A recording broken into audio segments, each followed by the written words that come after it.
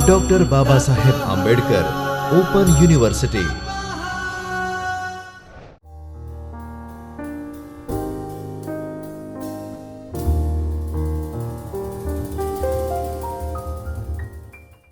Doctor बाबा Saheb Ambedkar open university Ahmedabad से मैं चौहान मधुकर आप सभी छात्रजनों का स्वागत करता हूँ। मित्रों, बाबा साहब आंबेडकर ओपन यूनिवर्सिटी के चैतन्य स्टूडियो के माध्यम से हम वीडियो के पाठ का दे देते हैं।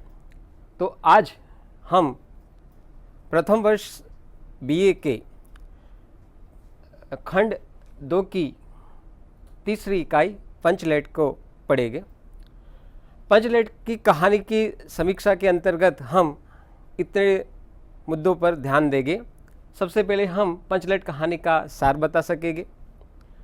इस कहानी को पढ़ने के बाद आप कहानी के तत्वों के आधार पर महत्वपूर्ण अंशों की समीक्षा कर सकेंगे। पंचलेट कहानी के प्रमुख पात्रों का आप चरित्र चित्रण कर सकेंगे।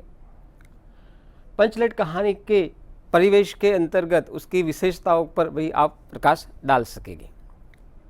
पंचलेट कहानी की भाषा शैली, उसके शिल्प और संवाद की विशेषता भी आप बता सकेंगे।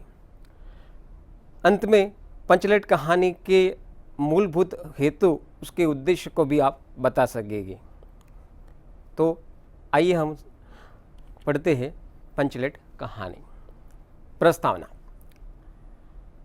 मित्रों, हिंदी साहित्य में हिंदी के आंचलिक उपन्यासकार, कहानीकार के रूप में फणीश्वरनाथ रेणु का एक अनुपम प्रदान है। फणीश्वरनाथ रेणु बिहार के अररिया जिले के आरोही हिंगना में उनका जन्म हुआ 4 मार्च 1921 को। खासकर वो प्रगतिशील साहित्यकार के रूप में प्रसिद्ध है। रेणु ने अपनी कहानियों में और उपन्यास में गांव के अंचल की बात को प्रस्तुत किया है। उनके प्रसिद्ध साहित्य सर्जन पर एक नज़र करें तो उन्होंने कहानी, उपन्यास, रिपोर्टाज और संस्मरण आदि विधाओं में अपना अतुल्य योगदान दिया है। उनके प्रसिद्ध उपन्यास देखें तो मेला अंचल, परती परिकथा, जुलूस, दीर्घतपा, कितने चौराहे, पलटू बाबू रोड। उसमें इस उपन्यास में मेला अंचल उपन्यास है, वो हिंदी साहित्य का सबसे पहला आंचलिक उपन्यास है। इसके अलावा और उपन्यास भी आंचलिक कथा को लेकर प्रस्तुत किए गए हैं। मेला अंचल के बारे में कहा जाता है कि प्रेमचंद के जो गोदान के बाद सबसे प्रसिद्ध जो उपन्यास है वो मेला अंचल है। प्रेमचंद के बाद हिंदी कहानी में सबसे ज़्यादा श्रेष्ठ योगदान देने के लिए फणीश्वरनाथ रेणु को याद किया जाता है। उन्हें हिंदी का दूसरा प्रेमचंद भी कहा गया है। फणीश्वरनाथ रेणु के कहानी संग्रह पर एक प्रकाश डालते हैं। उनके पास प्रसिद्ध कहानी संग्रह है एक आदिम रात्रि की महक, ठुमरी, अगिनखोर, अच्छे आदमी। उनकी कहानियों के जो पात्र हैं वो अपने मर्म और अपने भाव को लेकर प्रस्तुत होते हैं। संस्मरण, उनके संस्मरण हैं ऋण जल, धन जल, श्रुत अश्रुत पर्व, आत्मपरिचय, वन तुलसी की गंध और समय की शिला पर। रेणु जी ने रिपोर्टाज भी लिखे हैं। उनका प्रसिद्ध रिपोर्टाज नेपाली क्रांति कथा है। उन्होंने नेपाल की जो क्रांति हुई थी उस क्रांति में हिस्सा भी लिया था और उनका अवसान 11 अप्रैल को हुआ था। तो ये थे फणीश्वरनाथ रेणु का जीवन परिचय। अब हमारी मुख्य बात पर आते हैं। हम आज पंचलेट की कथा वस्तु पर प्रकाश डालेंगे। पंचलेट दोस्तों, ग्रामीण परिवेश में हम देखते हैं कि कोई भी चीज़ है जब नई नई आती है तो उसको लोग उत्सुकता से देखते हैं। महात्मा गांधी ने कहा है कि हमारा गांव, हमारा भारत गांव में बसता है। तो गांव में अनेक प्रकार की समस्या भी है। पंचलेट कहानी में कहानीकार ने जातिगत समस्या, साथ ही साथ अंधविश्वासों पर भी प्रकाश डाला है। तो पंचलेट कहानी में देखें तो बिहार के किसी गांव में विभिन्न जातियाँ रहती है। तो विभिन्न जातियाँ वहाँ बसती थी, तो वो अपनी अलग अलग टोली बनाकर रहती है। उसमें से एक टोली है महतो की टोली। तो महतो की टोली है, उन्होंने पूरे साल का जो 15 महीने का जो दंड का जो जुर्माना था उसको इकट्ठा किया और रामनवमी के मेले में गए। और रामनवमी के मेले में जाकर उन्होंने इस बार पेट्रोमैक्स खरीदा। पेट्रोमैक्स खरीदने का भी एक कारण था कि गांव के जो सभी अलग अलग पंचायतें थी, गांव में कुल 8 पंचायतें थी, तो कुल मिलाकर 8 पंचायतों में सभी के पास पेट्रोमैक्स था, लेकिन जो महतो की टोली है उसके पास पेट्रोमैक्स नहीं है। तो वो रामनवमी के मेले से पेट्रोमैक्स खरीद के लाते हैं और पेट्रोमैक्स खरीदने के बाद भी 10 रुपये बचते हैं। तो 10 रुपये का वो पूजा का सामान लेके आते हैं। अब देखिए, हमारी भारतीय परंपरा में कोई भी नया यंत्र या कोई नई चीज़ खरीदते हैं तो उसकी पूजा करते हैं। तो इसी मनोभावों को यहाँ कहानीकार ने दर्शाया है। तो पेट्रोमैक्स के साथ पूजा की सामग्री भी खरीद लाते हैं। अब पेट्रोमैक्स यानी क्या? पेट्रोमैक्स है, उसे गांव के लोग पंच लाइट कहते हैं या पेंच लाइट। तो खासकर जहां अभी तक बिजली नहीं पहुंची, भारत के कुछ ऐसे गांव भी हैं जहां अभी तक बिजली नहीं पहुंची, उसकी समस्या पर रेणु जी ने एक करारा व्यंग किया है। तो पंचलाइट को देखने के लिए गांव के सभी छोटे बड़े बच्चे, बुजुर्ग, मर्द, औरत सभी आते हैं। सभी उत्सुकता से देखते हैं कि गांव में हमारी टोली में पंचलाइट आई, नई पंचलाइट आई। गांव की टोली का जो मुखिया था, सरदार था महतो की टोली का, वो अपनी पत्नी से कहता है, आदेश करता है कि जा तुम पूजा पाठ का प्रबंध करो। अब आगे देखते हैं। पंचलाइट पेट्रोमैक्स लाते तो ला दी, लेकिन जलाने की समस्या आती है। अब उसे जलाएगा कौन? क्यों कि गांव के किसी को भी ये पंचलाइट है वो जलाना नहीं आता। महतो की टोली के जो सभी जन हैं वो अति उत्साही हैं, लेकिन उनका उत्साह है वो पल भर में उत्साह जड़ जाता है और उनके सामने फिर से एक समस्या आ जाती है कि पंचलाइट जलाएगा कौन। टोली के किसी भी व्यक्ति ने अभी तक पंचलाइट जलाने का अनुभव नहीं है, क्योंकि सभी ठीबरी यानी जो छोटे दीपक है, मिट्टी के दिए हैं, वही सभी के घर पे है। तो पंचलाइट जलाने का किसी को अनुभव नहीं है। अब पंचलाइट कौन जलाएगा, इस समस्या का निराकरण करने के लिए वो सोचते हैं। ऐसी स्थिति में गांव की राजपूत समाज की जो टोली है, वो लड़के हैं, उनकी ठिठोली करते हैं और कहते हैं कि आप 5 बार उठो बैठो तो पंचलाइट अपने आप जल जाएगी।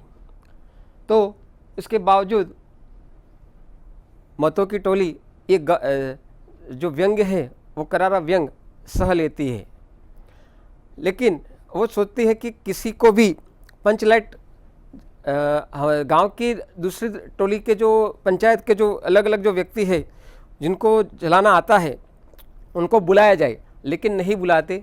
क्यों कि उसको बुलाने से जाति की, टोली की अपनी जो मर्यादा है, इज्जत आबरू है, वो चली जाएगी। तो भला इससे वो पड़ी रहे वो अच्छा है। अब पंचलाइट जलाने के लिए गोदन की खोज के बारे में बताया गया है। गुलरिका की बेटी जो मुंदरी थी वो गोदन से बहुत प्यार करती थी। गोदन है वो बार बार उसके घर से आसपास निकलकर उसे सनम सनम कहकर परेशान करता था। और परेशान होकर मुंदरी काकी ने पंचायत में बात कही और पंचायत वालों ने गोदन पर 10 रुपये का जुर्माना दंड लगा दिया और उसे जुर्माना न भरने के कारण ज्ञात टोली से बाहर निकाल देते हैं। अब मुंदरी है तो मुंदरी की बेटी गुलरी की बेटी मुंदरी है, वो सब जानती है कि गोदन को पंचलाइट जलाना आता है, लेकिन कहे तो कैसे कहे। तो वो अपनी सहेली कनेली से कहती है कि तुम कहो सरदार से कि गोदन पंचलाइट जलाना सकता है। तो कनेली है वो सरदार तक सूचना पहुंचाती है और सरदार के सामने एक प्रश्न उपस्थित होता है दूसरा कि गोदन को बुलाए तो कैसे बुलाए, क्योंकि उसको टोली से बाहर बर्खास्त कर दिया गया था। अब गोदन को बुलाने के लिए जाते हैं। सरदार, टोली का सरदार सबसे पहले अपने छड़ीदार से कहकर गोदन को बुलाने के लिए जाता है। गोदन है वो उसे आने से मना कर देता है। क्यों?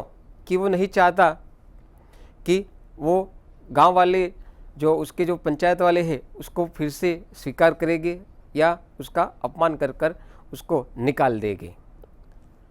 आखिरकार जो मुंदरी चाची हैं, गुलरी काकी है, वो गुलरी काकी गोदन को मनाने के लिए जाती है और गोदन खुशी खुशी गुलरी काकी के साथ आता है। अब गोदन है वो पंचलाइट में केरोसिन डालता है और उसको जलाने की कोशिश करता है, लेकिन कोशिश नाकाम हो जाती है, क्योंकि पंचलाइट जलाने के लिए स्पिरिट की ज़रूरत होती है, लेकिन स्पिरिट गांव वाले जो महतो की जो टोली है वो स्पिरिट लाना भूल गए होते हैं। अब जो गोदन है उसका भी हल निकाल देता है। वो नारियल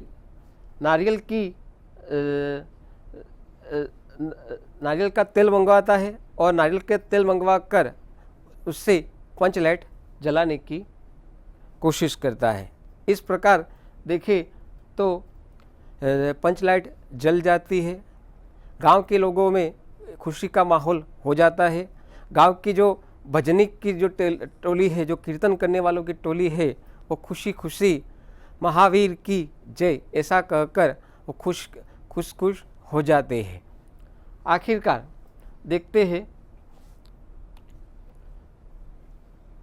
अब गोदन ने पंचलाइट जला दी तो जो पंचों की जो टोली है वो गोदन पर खुश हो जाती है और गोदन पर जो आरोप था, उसे जो जुर्माना नहीं भरा था, उसे बाहर निकाल दिया गया था टोली से, उसे खुशी खुशी वापस लिया जाता है।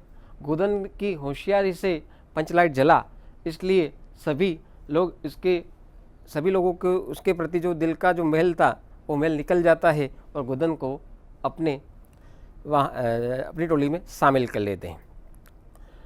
तो गोदन को वापस आता बिरादरी में वापस आता देख मुंदरी खुश हो जाती है और गोदन को बड़ी प्यार से, बड़ी हसरत भरी निगाहों से देखती है। टोली का सरदार है वो गोदन से बड़े प्यार से कहता है कि तुमने जाति की इज्जत रखी है, तुम्हारे सात खून माफ, खूब खाओ खूब गाओ सलीमा का गाना। अंत में गुलरी काकी गोदन को अपने घर रात में भोजन करने के लिए आमंत्रित करती है। गोदन को एक बार फिर से मुंदरी की ओर देखता है और नज़र मिलाते ही मुंदरी की पलक झुक जाती है। पंचलाइट कहानी है, उसमें भारतीय गांव की स्थिति के बारे में प्रकाश डाला गया है। पंच के उबड़ खाबड़ न्याय, साथ ही साथ नई चीज़ आने पर ध्यान, कीर्तन, पूजा पाठ की बात भी बताई गई है। साथ ही साथ ग्रामीण जनों के अनपढ़ और जातिगत भेद को भी इस कहानी में दर्शाया गया है। पंचलाइट कहानी एक आंचलिक कहानी है, अंचल की कहानी है, पूरे प्रदेश की एक बिरादरी की स्थिति को वर्णित करती है। पंचलाइट कहानी है, उसके जो कथा वस्तु है वो ग्रामीण जीवन से है और ग्रामीण जीवन की वो कथा कहता रहता है। फणीश्वरनाथ रेणु ने इस कहानी में हमारे देश के जाति पाति अलग अलग जो टोलियाँ बनाकर अलग अलग जो परिवेश में रहते हैं, टोले मोहल्ले में अपनी इज्जत शान शौकत को बढ़ाने की बात जो करते हैं, उसकी परंपरा का निर्वाह किया है। साथ ही साथ अंधश्रद्धा पर भी कड़ा व्यंग किया है। समाज और साथ ही साथ गांव के जो भोले लोग हैं, वो गांव के भोले लोगों की एक स्थिति को भी बताया है कि वो उनके मन में ज़्यादा ईर्ष्या भाव तो नहीं होता, वो भूल कर भी सब भुला देते हैं। तो ये थी कहानी पंचलाइट की कथा वस्तु। स्वाध्यायः परः